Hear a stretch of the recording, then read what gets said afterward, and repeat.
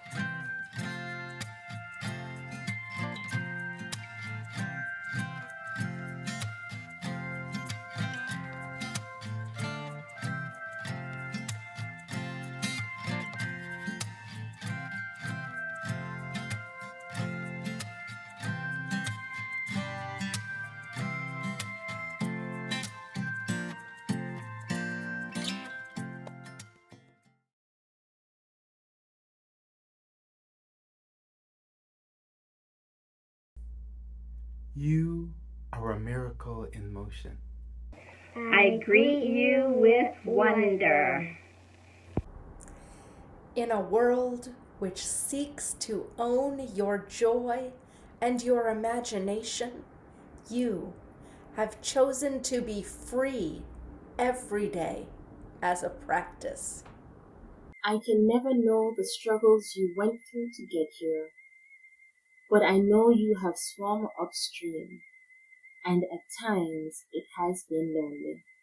I want you to know I honor the choices you made in solitude, and I honor the work you have done to belong. I honor your commitment to that which is larger than yourself, and your journey to love the particular container of life that is you. You are enough.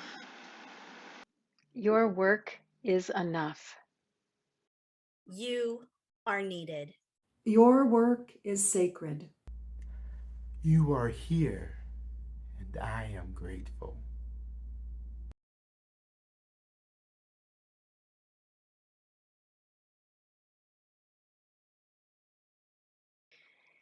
You are enough. You are needed. You are here, and I am grateful. If you are experiencing this worship service in community, I invite you to greet one another using one of those phrases or a similar phrase.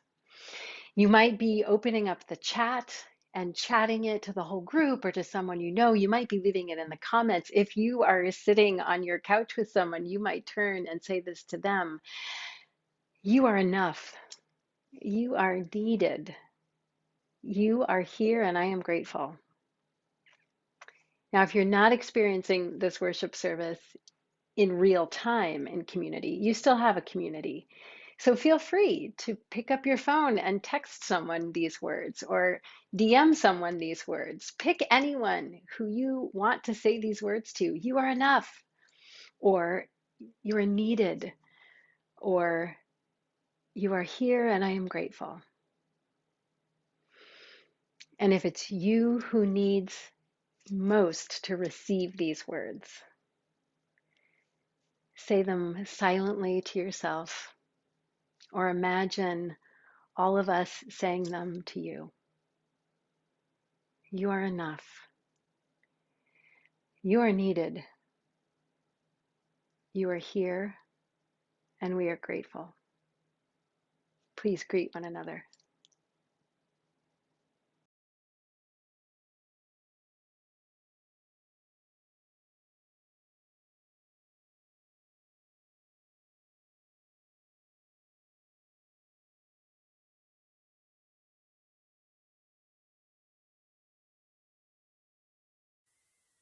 When I was younger, I enjoyed using multiple colors of embroidery floss to create friendship bracelets.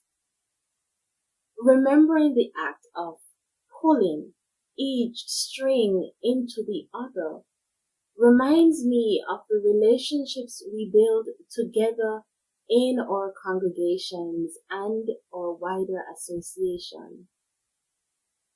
Though our theologies, identities, and lived experiences vary, we choose to come together because we share a common vision. And just as when one of the threads fray a little and I gently pull it back into the pattern, so too do we call each other back into relationship when we inevitably fail to live up to our principles, values, and covenants. Friends, beloveds, may the light of our chalice illuminate the paths we're on and remind us that though our paths are many, we travel side by side, for our dreams and goals are woven together.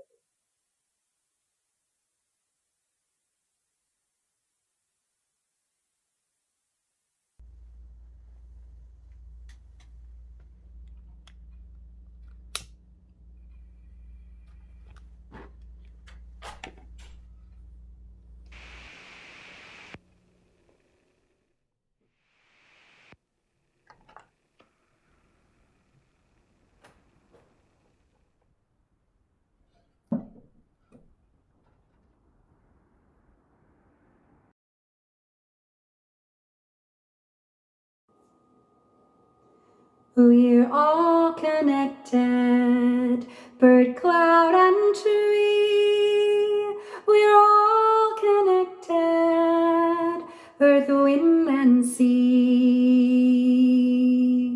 Woven in a single garment of destiny, we're all connected, breath, you and me. We're all connected, bird, cloud, and tree. We're all connected, bird, cloud, and tree. We're all connected, earth, wind, and sea. We're all connected.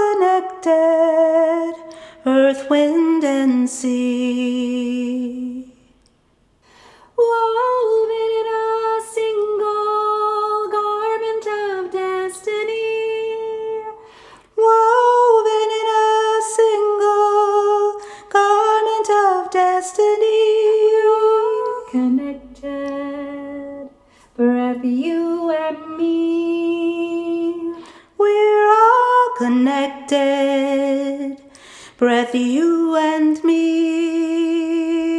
We're all connected. We're all connected. Bird, cloud, and tree. Bird, cloud, and tree. We're all connected. We're all connected. Earth, wind, and sea. Earth, wind, and sea. Woven in a single garment of destiny. We're all connected. We're all connected. Breath, you and me. Breath, you and me. We're all connected. We're all connected. Bird, cloud, and tree. Bird, cloud, and tree. We're all connected. We're all connected. Earth, wind, and sea. Earth, wind, and sea. Woven in a single garment of destiny. We're all connected. We're all connected. Breath, you and me. Breath, you and me. We're all connected. We're all connected. Breath, you and me.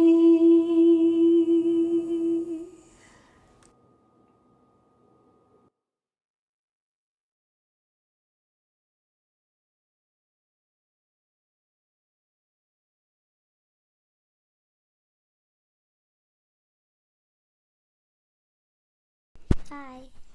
So, Sage. In Unitarian Universalism, we talk about how we are all connected. And when I say that all people in the world are connected, what do you think about that, or what does it bring up for you? I think it brings up like if everyone's connected, like on the ground, like how trees is touching. Like if one tree's here and one tree's there. Right. So even though we can't tell that the roots of trees are touching, they're still touching and they're still connected. And so that reminds you of how people are all connected. Yeah. And then what are some ways in which we are all connected? Can you give me like an example? Like if we're best friends or family. So best friends and families can be connected.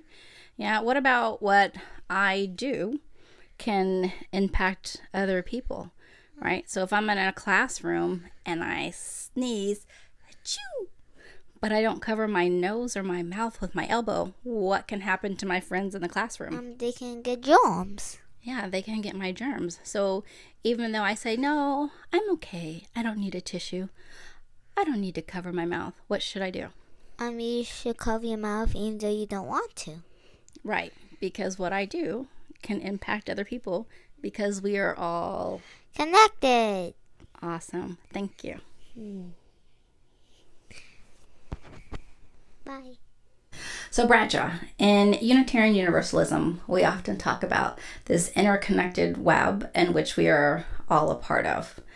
Can you kind of share with me your thoughts on the interconnectedness of all of us during this time in history? Not only do I think that humanity is a thing that connects us together, I also think it's experiences and what we've been through. So I always thought growing up that we were all connected, but I really felt like there was no way to share that or prove that.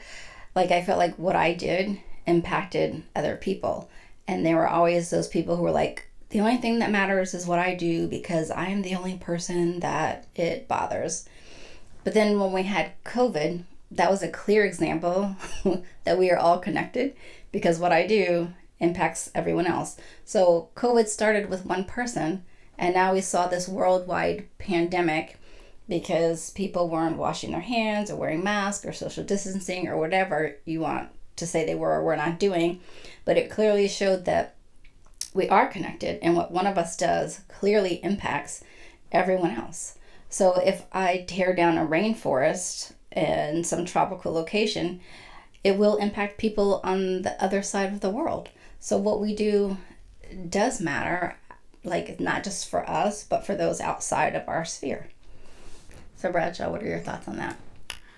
I think that's true, but in the instance that you brought up with the trees being cut down, I think not only that connects us humans, but also us creatures of Earth, as that will affect the animals in the ecosystem. Oh, that's really good. I was only thinking of it as in terms of mankind, but I guess the interconnected web in which we are all a part also applies to animals and trees and whatnot. I really like that.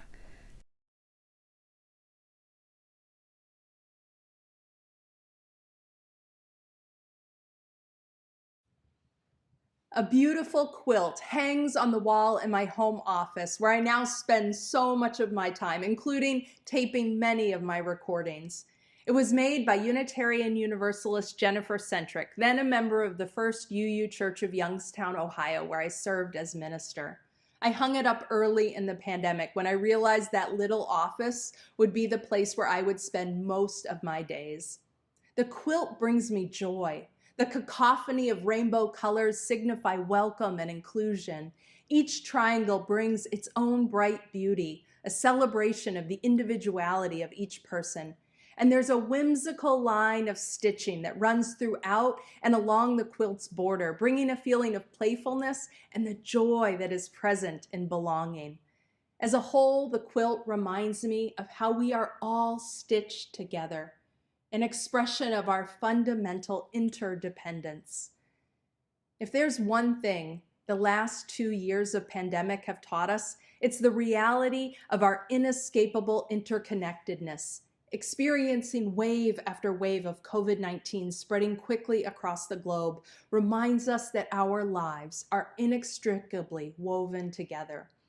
Early in the pandemic, we learned to wear masks, understanding that I wear my mask to protect you, and you wear your mask to protect me. We rely on one another, and we can act to protect one another, or our actions can put each other at more risk.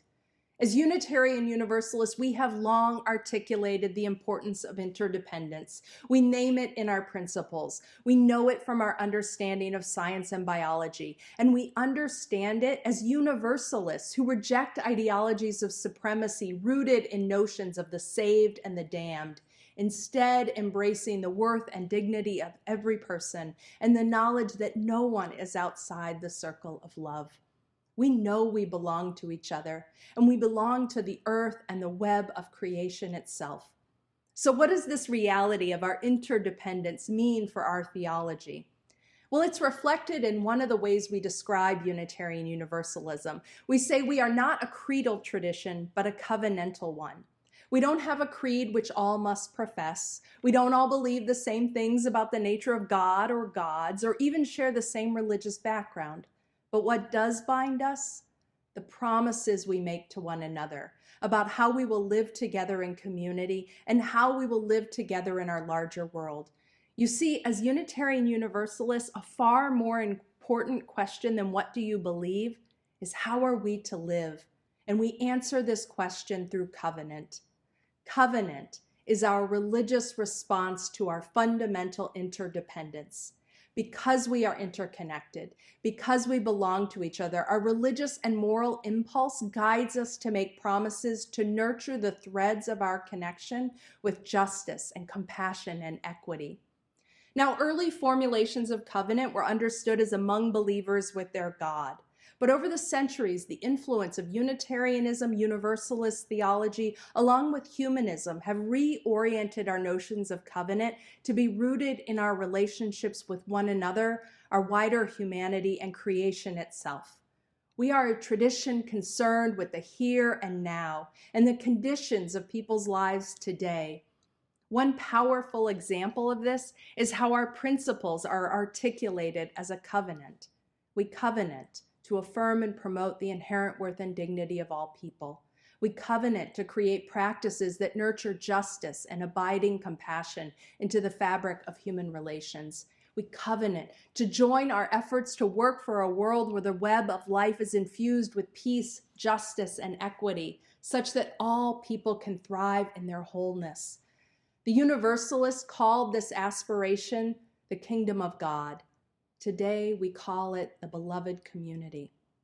Covenant is a centerpiece of our theology because it calls us to practice and live our deepest values and the greatest aspirations we have for ourselves, humanity, and our world.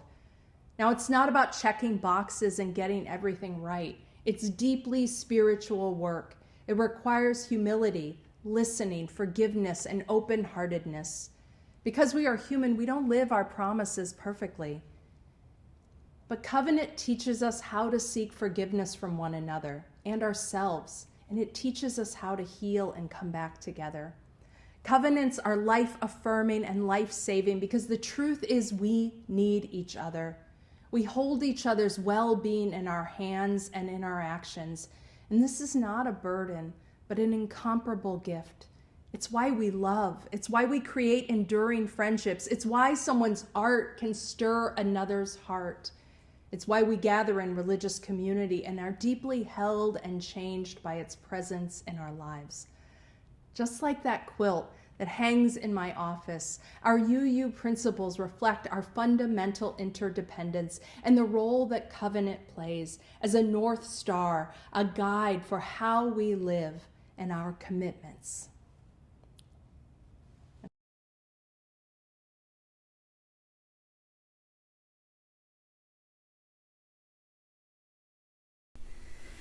So, Sage, you asked earlier what it meant to be in covenant with someone. And a covenant is like an agreement, like how we want to be with each other. So what's an agreement you could make with like a friend? We be nice to each other and try our best. So be nice to each other and try your best? Yeah. And what about what's an agreement or a way you want to be with your family? I want to love them and get things on their birthday. Love them and get them things on their birthday? You're so sweet.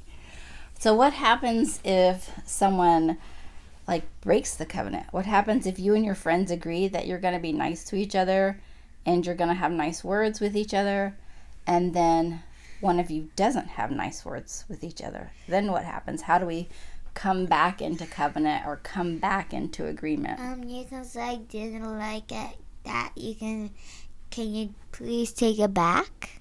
Okay, so you can ask them to take their words back. Okay, or we can also ask them, hey, what you said hurt me.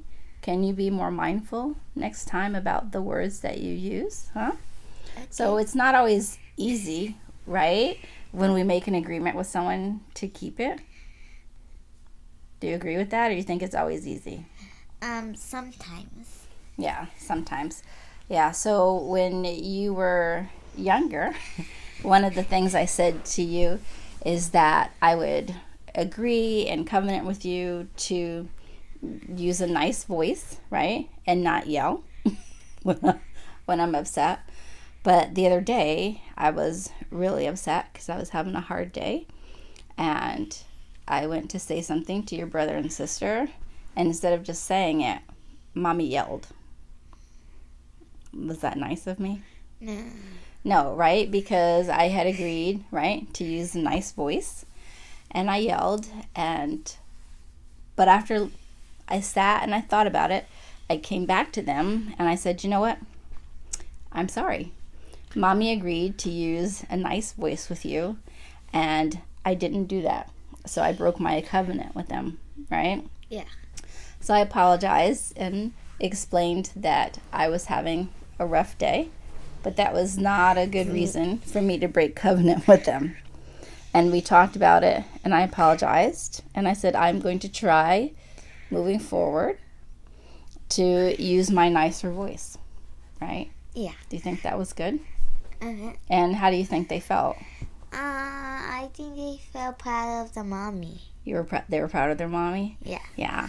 And so they said, I'm glad that you recognized and you came to us and you said something about the way you were behaving.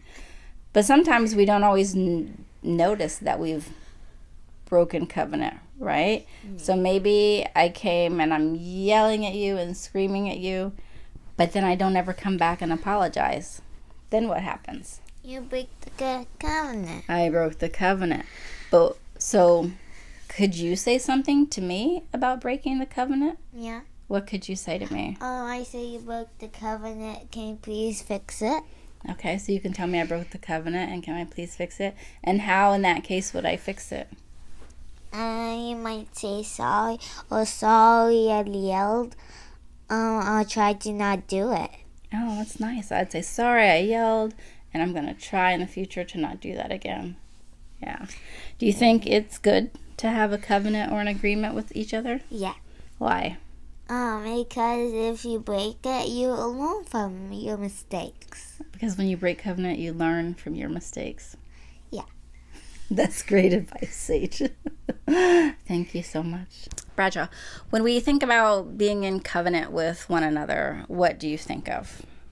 I think of an agreement with peers that allows you to come to a better understanding of each other.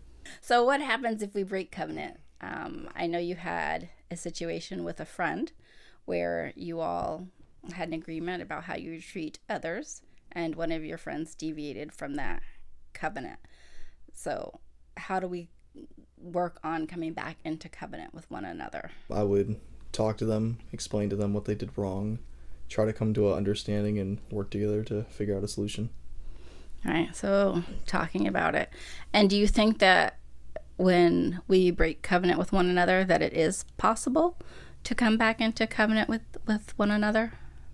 I believe that it is possible. Not all the time, maybe. Some people seem to not want to go into a sort of agreement, but for the people who are willing to change for the better, then yes. Yeah, I agree. Like, everyone within that group or within that community must want to be in a covenantal relationship in order for it to be successful. But as you said, if everyone is in agreement with the covenant and works to, uphold the covenant and come back into covenant, then I think it's something that can be successful in a multitude of situations. Would you agree? Yeah.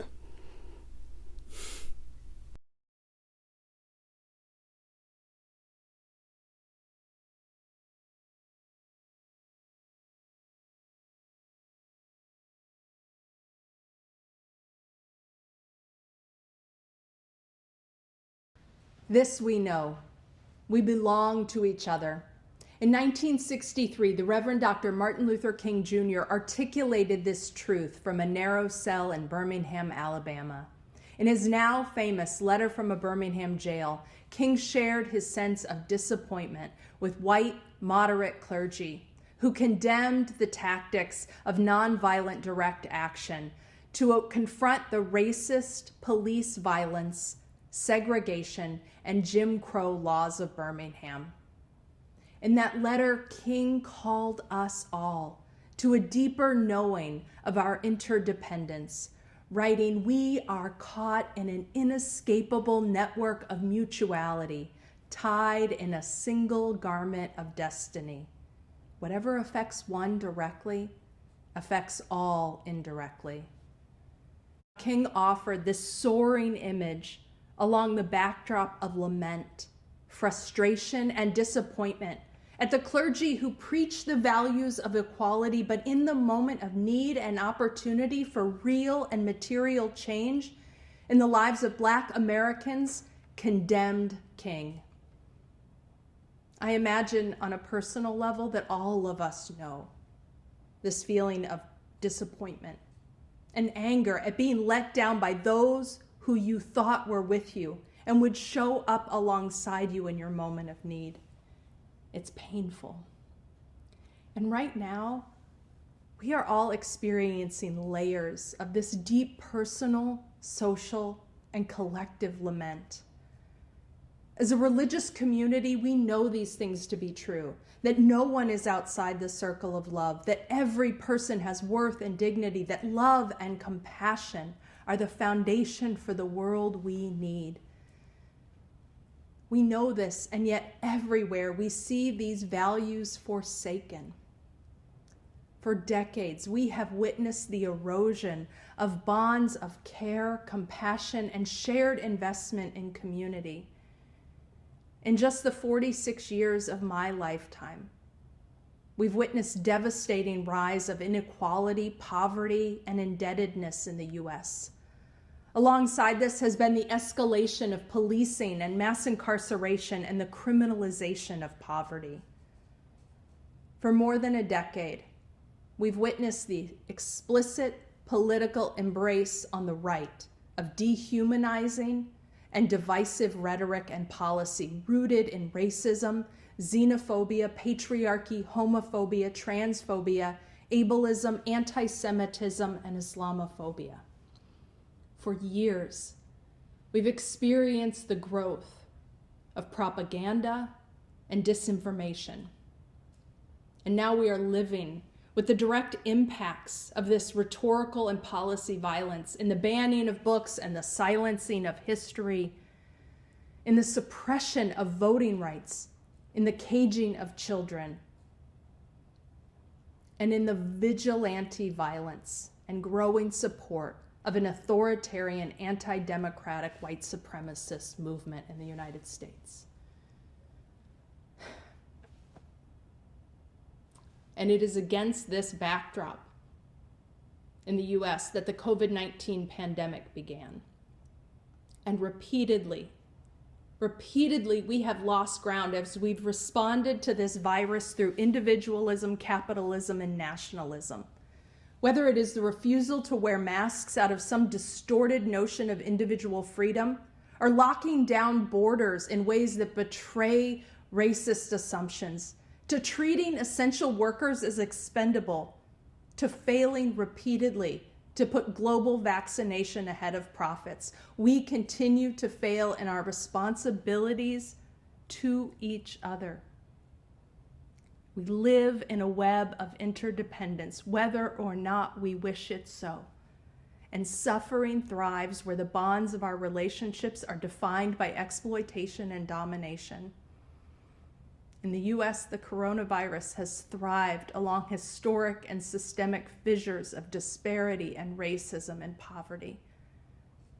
Fissures that have long defiled our social bonds.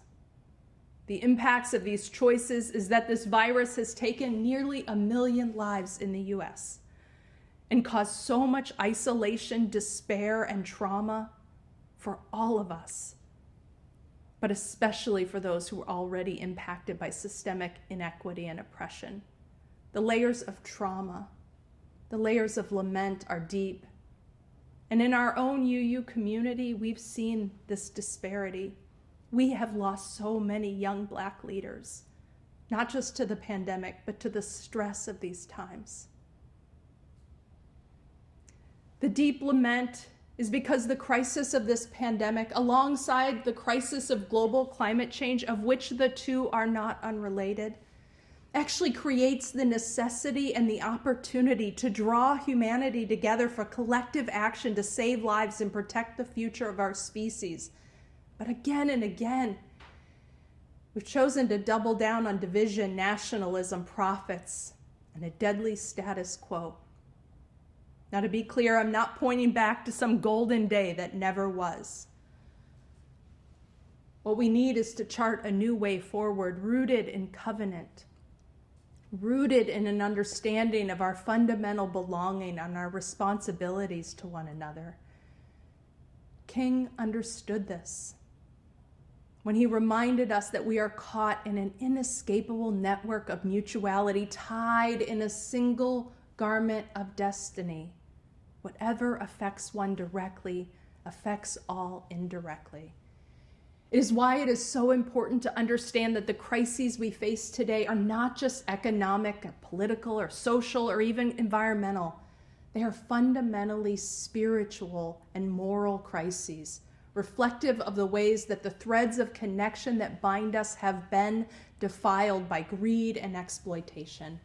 And the tools we need to reweave these bonds are compassion, deep solidarity, mutuality, and care.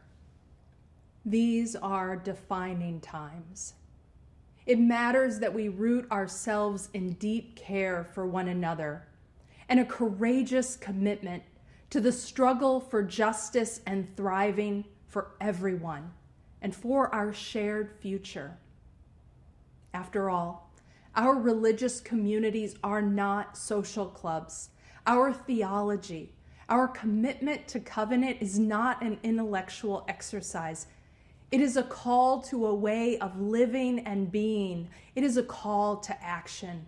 This is no time for a casual faith, no time for a casual commitment to one another and the values of human dignity, justice, and compassion that we hold dear.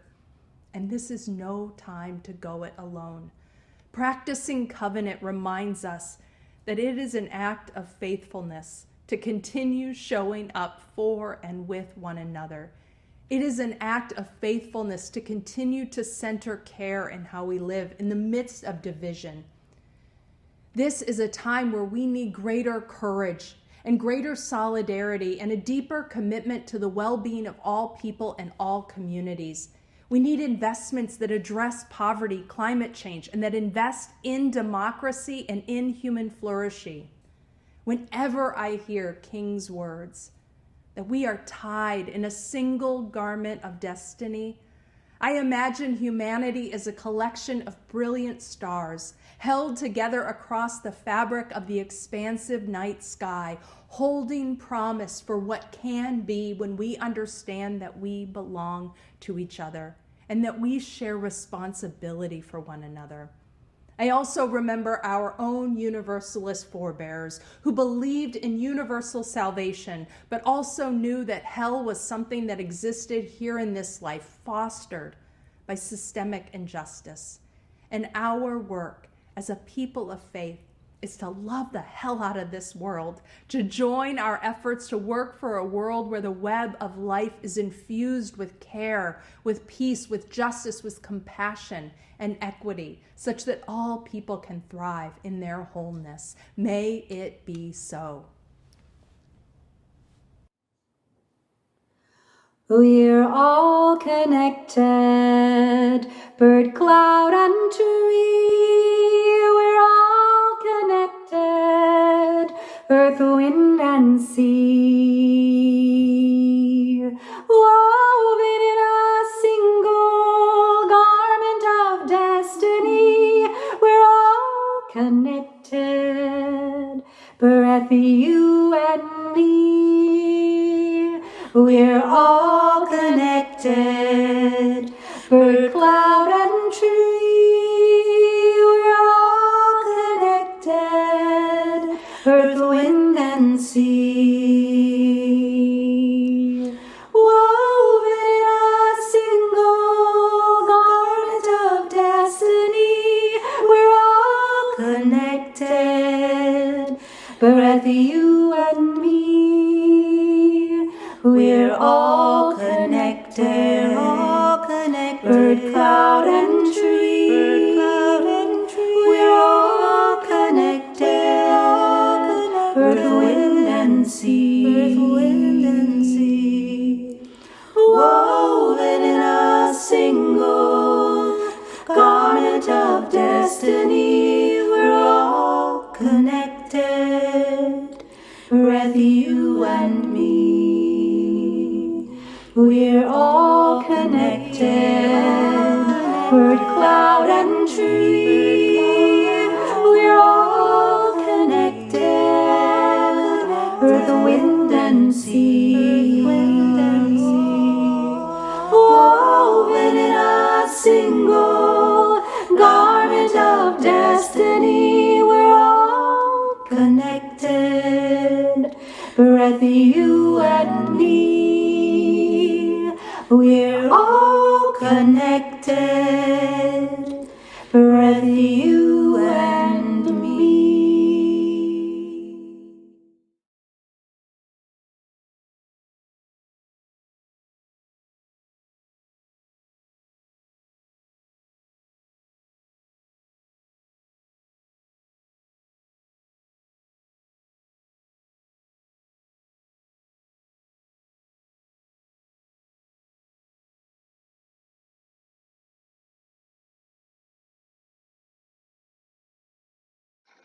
When covenant breaks. When covenant breaks, hope flickers, and doubt seeps in like floodwaters through the cracks in the basement. While the many return to the comforts of their congregation, we are left staring at the door that was slammed in our faces. wondering if we should walk back in and why. Our faith demands growth, demands inclusion of those who were never like us, whatever side of that us you fall on. But words can so easily be cast aside in the moment when they matter. Covenant is a promise that we will work together on a team we didn't choose, doing group work we like the idea of far more than the thing itself. It is the radical answer to a radical goal, at least on paper. For our faith does not give us answers for what to do when covenant breaks. When we see that some would rather cling to their patriarchy and their white supremacy, would make problem people of the whistleblowers and hateful radicals of those just asking for rights. Would pretend that the promises of covenant mean nothing unless the person is just like you.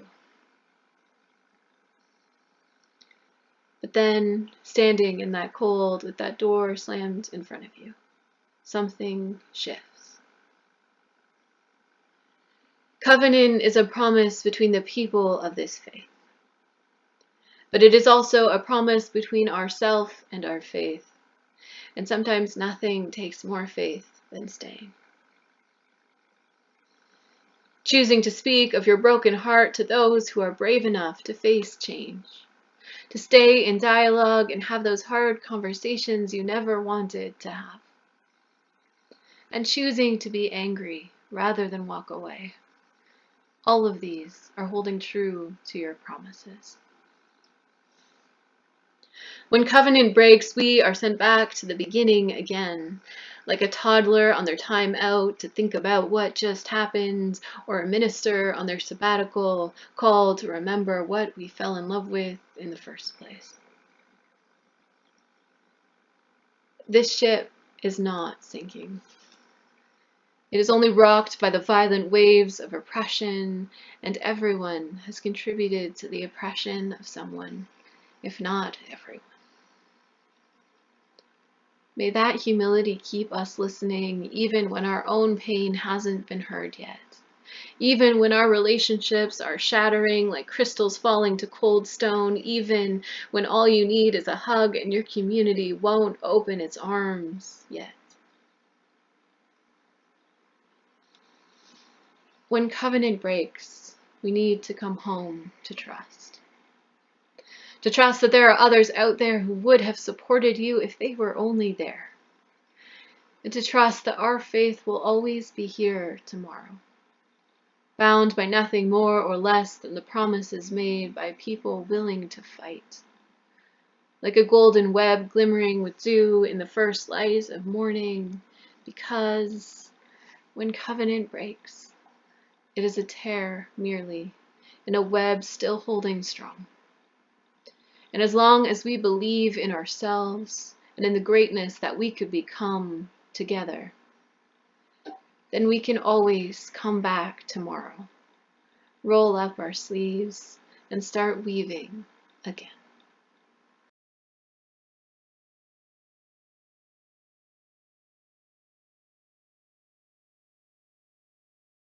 When I invite you to hold silence with me, I'm not instructing you to hold still. In fact, you might rise in body or in spirit, or you might shift your position, whatever helps you turn your body and your heart into the most receptive vessels possible. It might even help if you want to hold something like a chalice, so that its weight reminds us that even silence can be sacred. So if you find that your mind gets very, very restless, you might remember that one purpose of silence is to notice and observe. Another purpose could be to prepare ourselves for the singing and the prayer and the work ahead, to till that receptive ground. Another purpose might be just to take in everything that's been offered so far. And it might be easier knowing that we're doing it together. However you make yourself comfortable, please share some silence with me.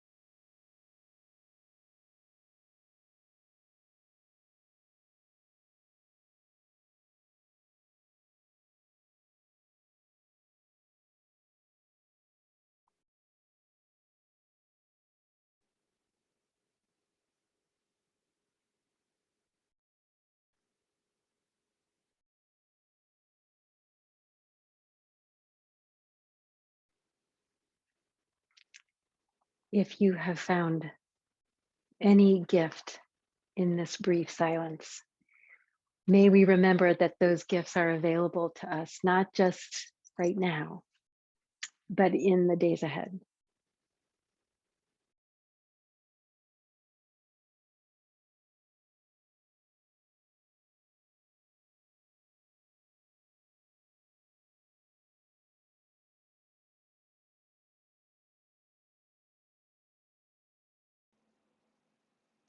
All of us have hearts full of holes where arrows have landed. And all of us at some time or another have been the person who inflicted that hurt on someone else. How many times and in how many ways can you think of the times that you have felt stung, that you felt a relationship been torn asunder? And how hard is it to take the armor off and to do that vulnerable work of seeking repair, of asking forgiveness, of extending trust once again, or of naming the things that we need from each other in order to begin that work of returning and returning and returning. Whatever the word prayer means to you, however you understand it, I invite you to pray with me.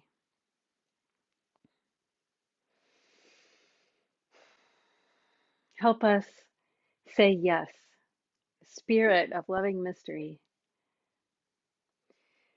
Help us say yes, first to our own selves and to tending the wounds and the disappointments that have been inflicted on us for whatever reason. Yes to our worthiness. Yes to our hope in human relationship and returning to one another instead of turning away. For those of us who know that we have caused hurt, may we not be stuck in shame or in guilt, but may we loosen our own armor so that we can fully understand the hurt we've caused, seek ways to avoid those paths of wounding, and have the humility to want to try again in more loving ways. Mysterious love, often we are bystanders. Often we witness pain being tossed between two people or more. May we be willing to be custodians and guardians of love. May we interrupt when interruption is called for. May we call people to their fullest selves. May we name oppression when we witness it. But may we each be a member of community and of cohesion and of connection that calls people to accountability, but also to love, where we say yes to one another, where we say yes to that which is life-giving, yes to repair, yes to love in action that looks like the earning of trust and the guarding of trust. May we remember that our communities are woven through our speech and our actions and our trust and our teamwork. And may we keep showing up to do that sacred, holy work so that we can say yes to one another, to carry one another forward.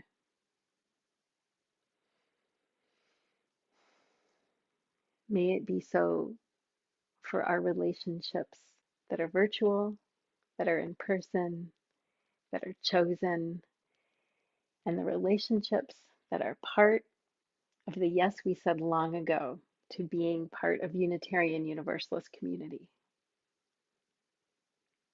You say yes to us, love and life, and may we keep saying yes to one another as a means of saying yes back to you. May it be so.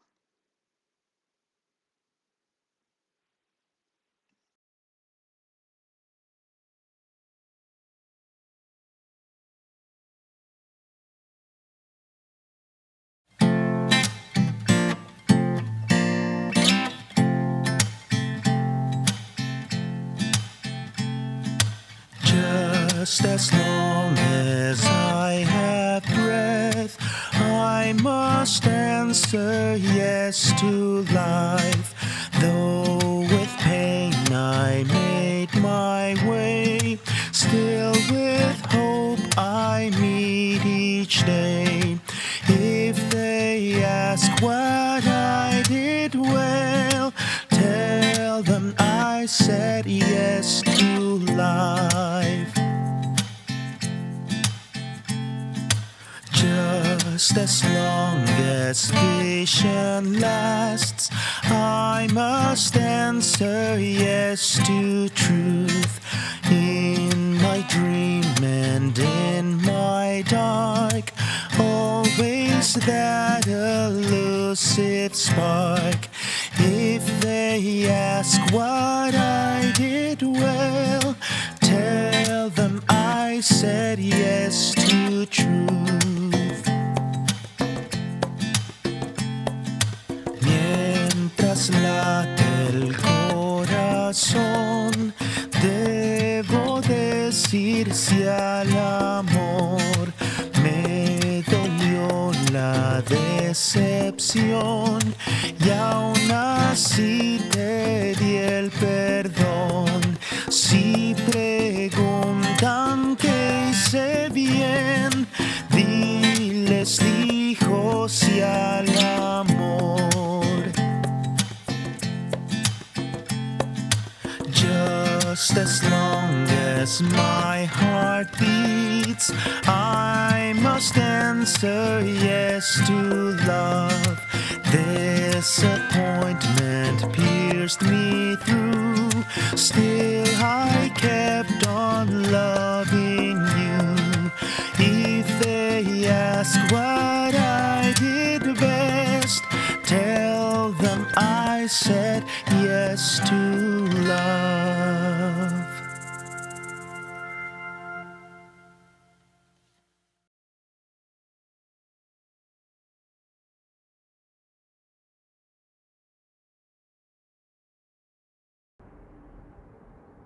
A spark of the holy can never be extinguished. Our chalice flame lives on each week, in the very marrow of our bones, in the sparks of creativity and the glimmers of love which infuse and invigorate the best moments of our day-to-day. May we carry that light onward as we go forth as the symbol of our chosen faith, which recalls us to the sacred promises of our covenant as we close our sacred time and extinguish this physical chalice flame.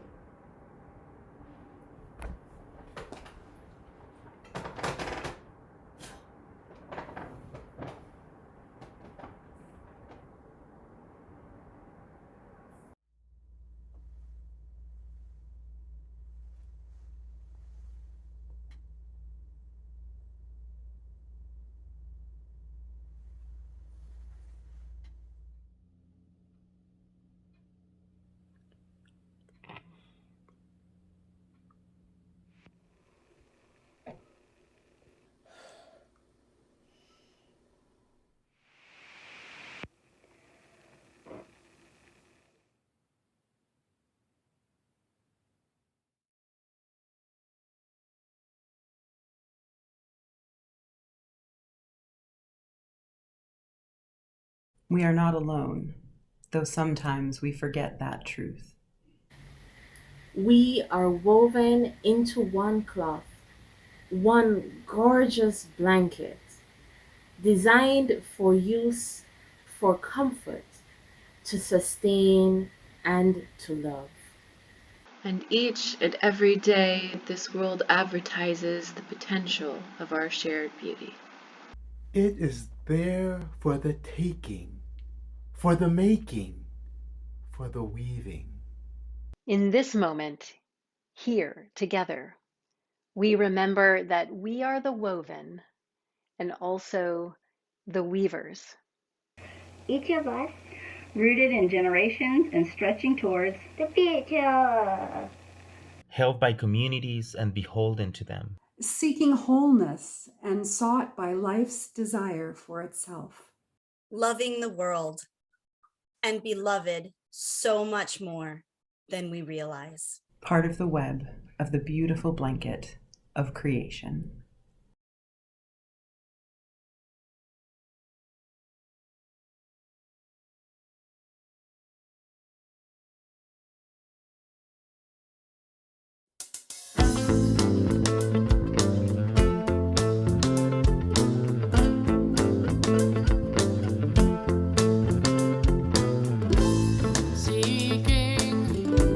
Searching, wanting to belong.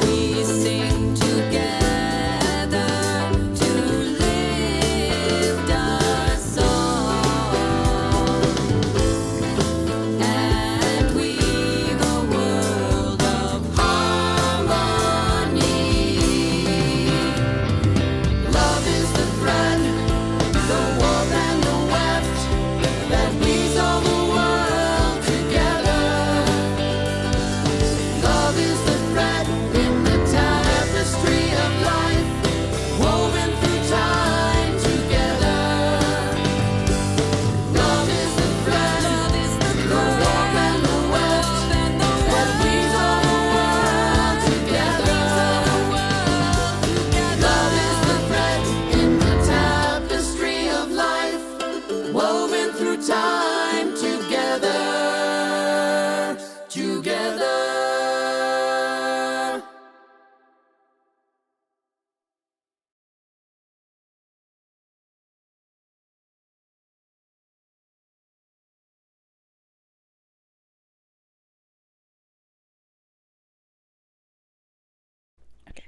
No, I'm not like leverage.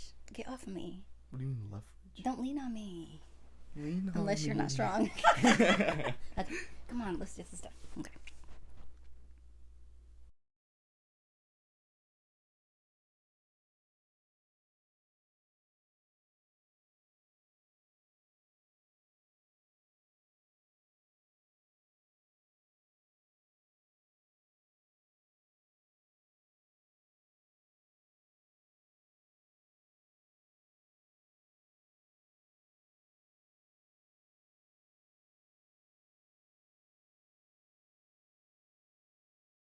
Do you want to say your joke now? Okay, why did the pickle cross the road?